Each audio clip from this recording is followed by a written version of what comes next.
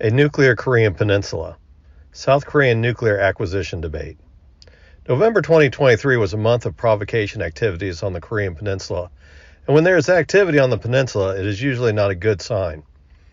In late November, North Korea launched a spy satellite atop of what can be considered an ICBM. As a response, South Korea suspended parts of an agreement between the two countries signed in 2018 to reduce tensions between the two nations. North Korea, as a counter-response, nullified the entire agreement and started taking up previously abandoned observation posts on the demilitarized zone, the DMZ. The recent events are not the direst situation experienced on the peninsula.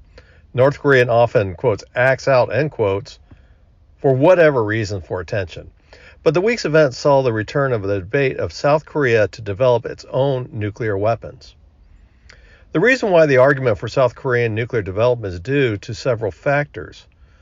The launch of the first North Korean spy satellite is concerning less than what the spy satellite will provide North Korean intelligence.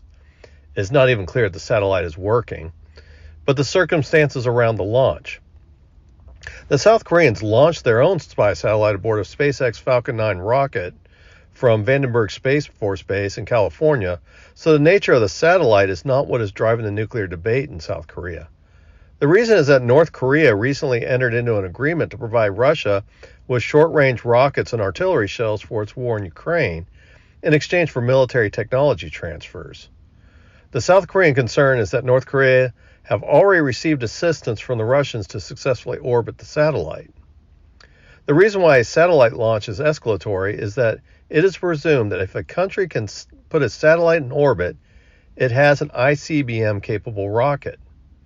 This does not mean that North Korea has the capability to deliver a nuclear weapon, because it still needs to perfect miniaturization of warheads, create a reentry vehicle, and guidance to create the nuclear delivery system on a missile.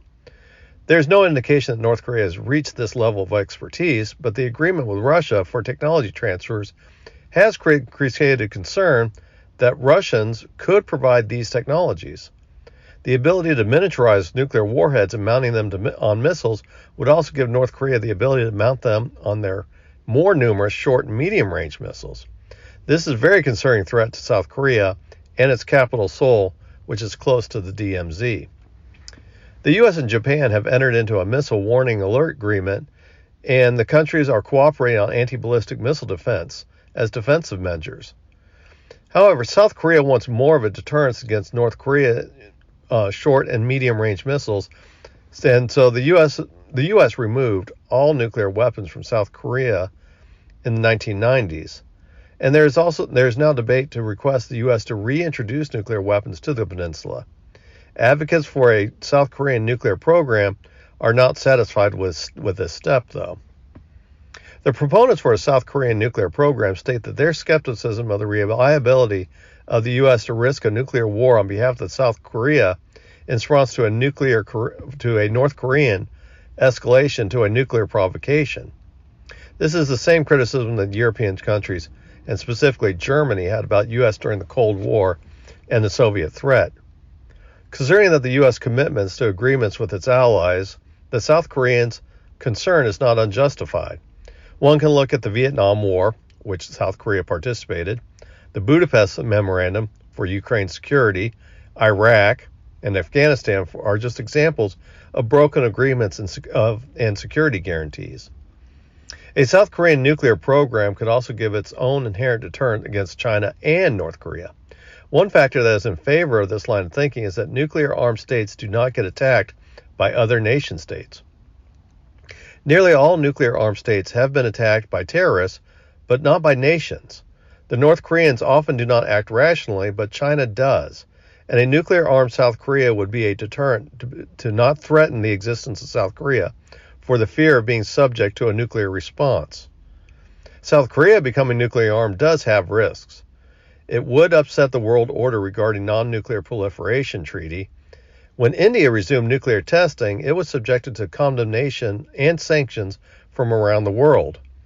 This would most likely happen in response to South Korea as well, with China and North Korea its primary antagonists, creating the most protests of such a move. There is also a risk that this could cause the U.S. to reassess its defense arrangements with South Korea, including up to the withdrawal of U.S. forces from South Korea. This would allow China and North Korea to threaten South Korea without concern that threatened actions would risk killing Americans. The chance of the U.S. completely rearranging its defense arrangements are unlikely. South Korea is the integral part of the missile defense in the Pacific along with Japan, and it provides a base to provide anti-missile radars and missile detection equipment to not only monitor North Korea, but it's also going to be used to monitor deep into China. Also, U.S. presence in South Korea will allow the U.S. to continue to influence military posturing and response to aggression in the peninsula. The other factor outside of the manufacturing might of South Korea, it is, since the start of the Russian-Ukraine war, has become a new provider of sophisticated weapons and ammunition to NATO countries, and as they start rearming in response to the new Russian threat. The U.S. does not have the excess capacity to fill what will be lost by weapons boycott of South Korea. The fact that South Korea is valuable and an integral part for both the U.S. Pacific Asian strategy and an arms provider to NATO most likely means that any Western or U.S. sanctions and condemnation will be short-lived or lip service only. A South Korean nuclear weapons program does have risks. The increasing number of nuclear states is a risk of nuclear weapons being used. But from the South Korean perspective, there's more upside than downside. It would create a debate within Japan to also develop its own nuclear weapons, which has both upside and downside as well, which would further counterbalance North Korea and China.